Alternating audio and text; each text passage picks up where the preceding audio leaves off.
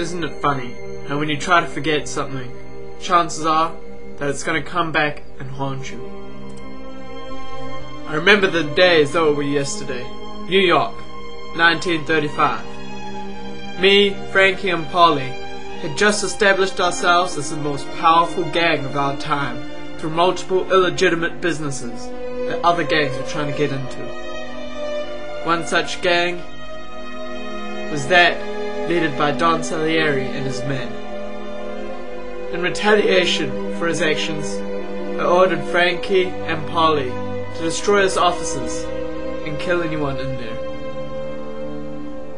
If only I could go back and change my actions.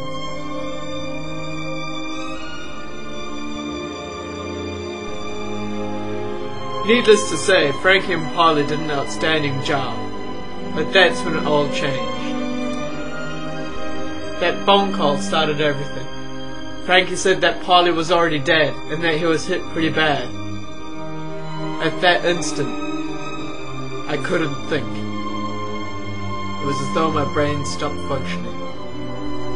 I jumped into the car and drove as fast as I could to try and help Frankie out. He was my best friend after all. I didn't want him to die. But unfortunately that night, it wasn't supposed to be. As I saw Frankie lying there on the sidewalk, I knew it was bad.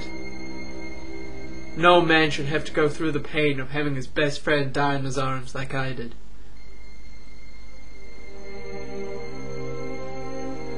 When Frankie was dying, I thought my life couldn't get any worse. But I was much mistaken.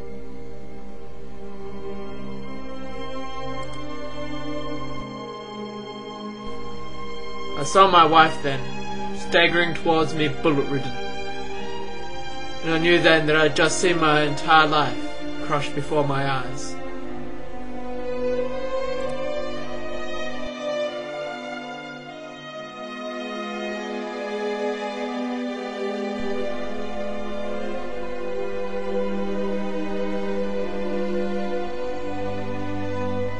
For all my years of being on this earth, I've never forgotten the look on her face as she died in my arms. That was the saddest moment of my life. I knew then that I had to get away. I couldn't stay in New York.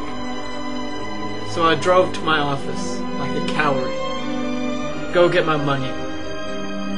The cash that was stashed in my office would save my life. But again, like everything else that night, nothing went to plan. Don Salieri had seen to me the same way that I had seen to him. He burnt down my office. I knew then that I had nothing. So I drove away. Like the filthy, stinking coward that I am. I drove without friends, without family, without money, without knowledge of where I was going. I just drove to a new city and a new life. But pasts hardly ever seem to stay hidden. It's ironic how the person that killed me was supposed to be killed by Frankie and Polly 30 years ago.